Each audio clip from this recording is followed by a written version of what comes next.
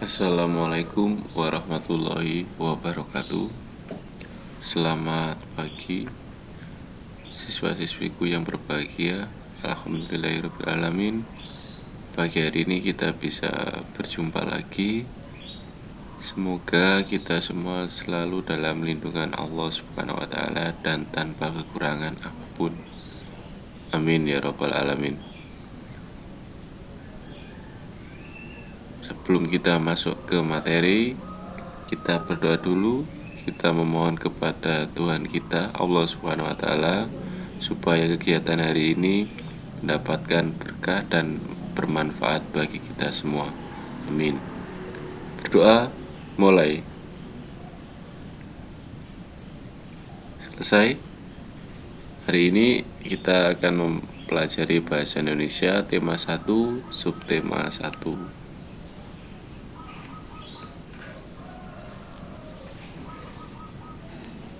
Bacalah teks berikut di dalam hati. Judul: Tumbuhan Sumber Kehidupan. Indonesia adalah negara kepulauan yang terletak di garis khatulistiwa. Indonesia memiliki dataran tinggi, dataran rendah, dan perairan. Dataran rendah adalah dataran yang memiliki ketinggian 0-200 meter di atas permukaan laut. Hampir semua ibu kota provinsi di Indonesia terletak di dataran rendah. Tumbuhan di dataran rendah adalah padi, palawija, dan tebu. Wilayah pantai termasuk dataran rendah. Indonesia memiliki banyak pantai karena negara kita terdiri atas ribuan pulau. Tumbuhan di wilayah pantai adalah kelapa, bakau, dan ganggang. Dataran tinggi adalah dataran luas dengan ketinggian lebih dari 200 meter di atas permukaan air laut. Beberapa dataran tinggi di Indonesia adalah dataran tinggi Dieng yang berada di Jawa Tengah, dataran tinggi Malang, dan dataran tinggi Tengger yang ada di Jawa Timur, dataran tinggi Alas yang ada di Aceh, dan dataran tinggi Bone yang ada di Sulawesi Selatan. Tumbuhan jenis di dataran tinggi adalah teh, kopi, cengkeh, buah-buahan, dan sayuran. Dapatkah kamu menemukan jenis tumbuhan lain yang terdapat di dataran tinggi dan dataran rendah? Oleh Nuni dan Tara Salvia.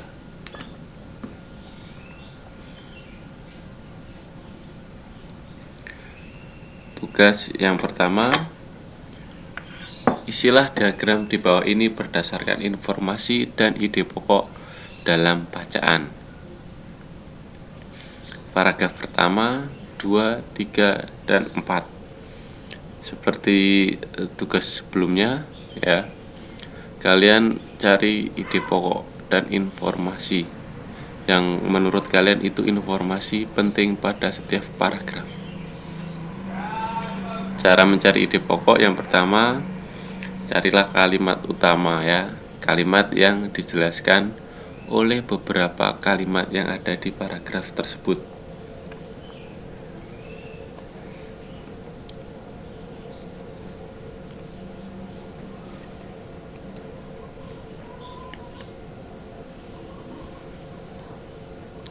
Setelah itu, buka kembali diagram tentang perkembangbiakan jagung dan baca dengan seksama. Berikut adalah ide pokok dari paragraf 1 dan kesimpulannya. Teks yang pertama, paragraf 1 adalah ini. Jagung merupakan salah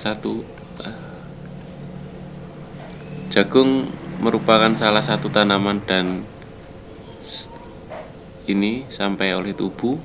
Kemudian ide pokoknya adalah jagung merupakan salah satu makanan pokok masyarakat Indonesia. Jadi berada di sini, berada di kalimat awal.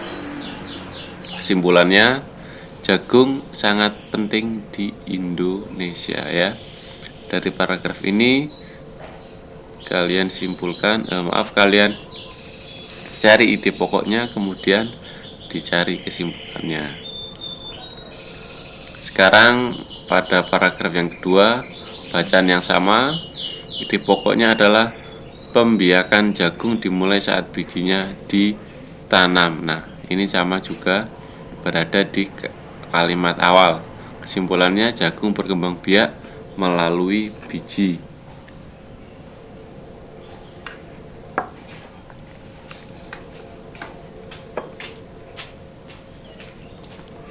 Kemudian kalian baca teks bacaan tumbuhan sumber karbohidrat, protein, dan vitamin. Ini yang berada pada halaman 57. Bacalah di teks di dalam hati, kemudian temukan ide pokok masing-masing paragraf dan buatlah kesimpulan seperti contoh yang ada di sini. Nah, kalian tidak perlu menulis kembali teks yang berada pada paragrafnya, cukup ditulis teks paragraf 1, ide pokoknya apa, kemudian kesimpulannya. Cara menjawabnya membuat tabel seperti ini. Tidak perlu ditulis teksnya, teks paragrafnya, cukup ditulis paragraf 1, kemudian ide pokoknya apa, kemudian kesimpulan.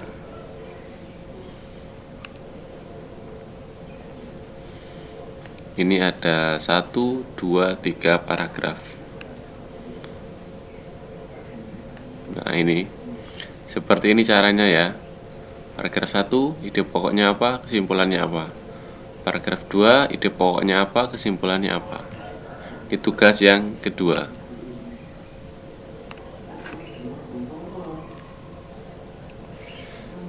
Materi hari ini, fungsi ide pokok.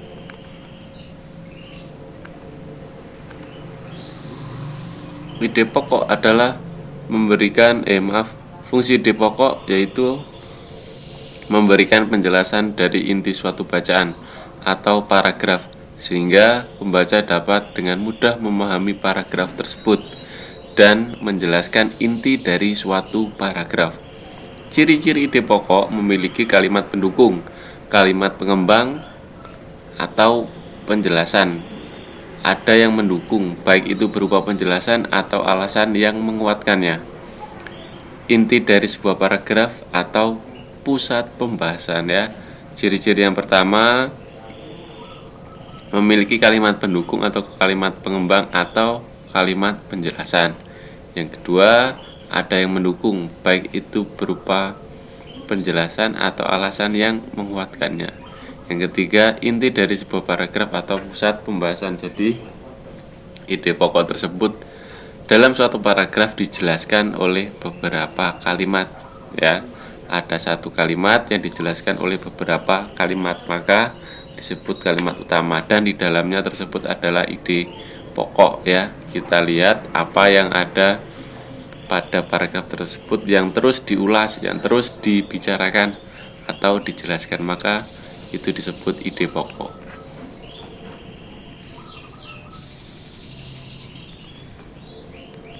Nah, selanjutnya kita akan mengenal macam-macam paragraf berdasarkan letak kalimat utama ya.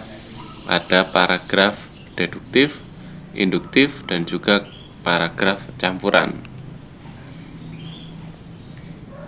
Apakah itu paragraf deduktif, induktif, dan campuran? Deduktif adalah paragraf yang dimulai dengan mengemukakan persoalan pokok atau kalimat topik atau kalimat utama, kemudian diikuti dengan kalimat-kalimat penjelas atau kalimat utamanya berada di awal paragraf ya. Kalimat utamanya berada di awal paragraf, itu disebut dengan paragraf deduktif. Induktif, paragraf yang dimulai dengan mengemukakan penjelasan-penjelasan, kemudian diakhiri dengan kalimat topik. Paragraf induktif dapat dibagi ke dalam 3 jenis, yakni generalisasi, analogi, dan kausalitas.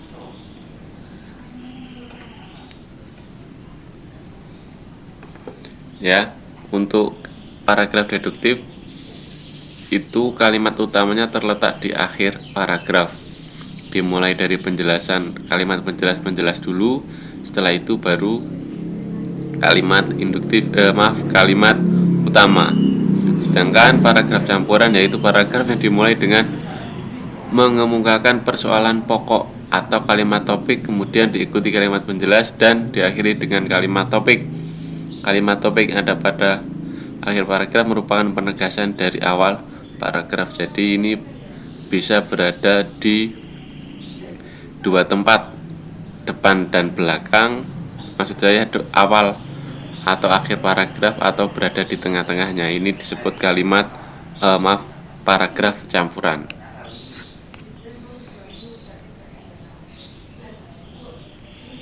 Unsur-unsur paragraf.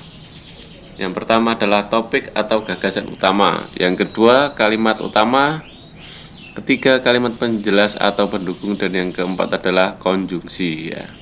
Apa itu konjungsi? Nanti kita akan bahas pada pertemuan selanjutnya.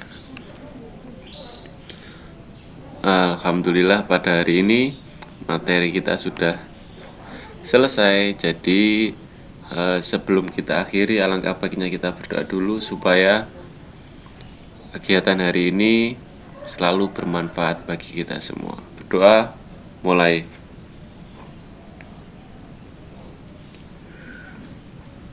Selesai, saya akhiri. Wassalamualaikum warahmatullahi wabarakatuh.